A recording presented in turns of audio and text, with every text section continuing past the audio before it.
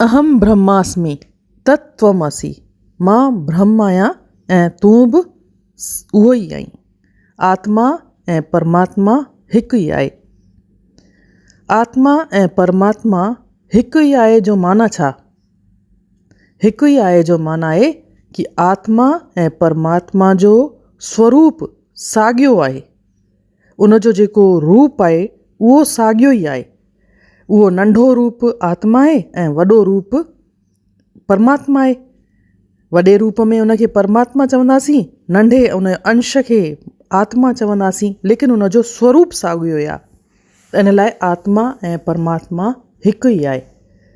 पर जॾहिं इंसान या को बि जीव हिन संसार में अचे थो त उन आत्मा जे मथां घणई संस्कारनि जो असरु पवंदो आहे ऐं उन जे संस्कारनि जे मूजिबि हर कंहिंजी आत्मा जो पंहिंजो पंहिंजो हिकु छद्म रूप ठहंदो आहे।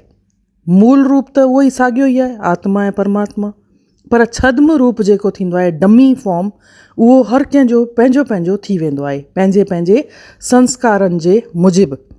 कंहिंजी आत्मा में क्रोध घणो हुजे, कंहिंजी आत्मा में ज्ञान वठण जा संस्कार घणा हुजनि, कंहिंजी आत्मा में धन वठण जा संस्कार हुजनि, कंहिंजी आत्मा नंढी हुजे, कंहिंजी वॾी हुजे। ईअं त नथा चई सघूं न कि हिकु किवलीअ जी आत्मा ऐं हिकु माण्हूअ जी आत्मा बराबरि हिकु ई आहे, मतिलबु ओतिरी ई आहे। न, छो हुन में नंढो शरीर आहे, नंढी आत्मा, ऐं वॾो शरीर आहे त वॾी आत्मा, स्ट्रॉन्ग आत्मा।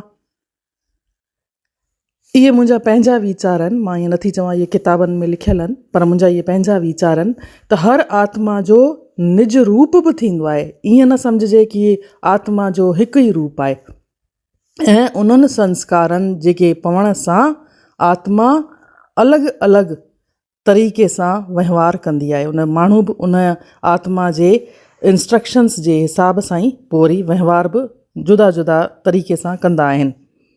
कंहिंजी आत्मा स्ट्रॉन्ग हूंदी आहे, कंहिंजी आत्मा वीक हूंदी आहे, कंहिंजी आत्मा भावुक हूंदी आहे त कंहिंजी आत्मा कठोर हूंदी आहे। उहे उन जे संस्कार पवण सां उहा आत्मा जो छद्म रूप ओड़ो ई थी वेंदो आहे। पर प्योर फॉर्म में आत्मा ऐं परमात्मा हिकु ई आहे। उहो उन जो स्वरूप हिकु ई आहे। मां सम्झां थी तव्हांखे इन ॻाल्हि जो मतिलबु सम्झ में अची वियो हूंदो, घटि में घटि एतिरी त ॻाल्हि सम्झ में अची वई हूंदी कि आत्मा परमात्मा जो हिकु थियण जो मतिलबु छा आहे। भले तव्हां मुंहिंजे इन वीचार सां सहमत के न बि हुजनि त आत्मा कंहिंजी स्ट्रॉन्ग थींदी आहे, कंहिंजी वीक थींदी आहे, पर घटि में घटि हिकु ई स्वरूप आहे, साॻियो ई रूप आहे। इन ॻाल्हि सां त सभई सहमत थी वेंदा ऐं ॻाल्हि इहा घणनि खे सम्झ में अची वई हूंदी जिन खे अॻु में सम्झ में न आई हूंदी। जय झूलेलाल।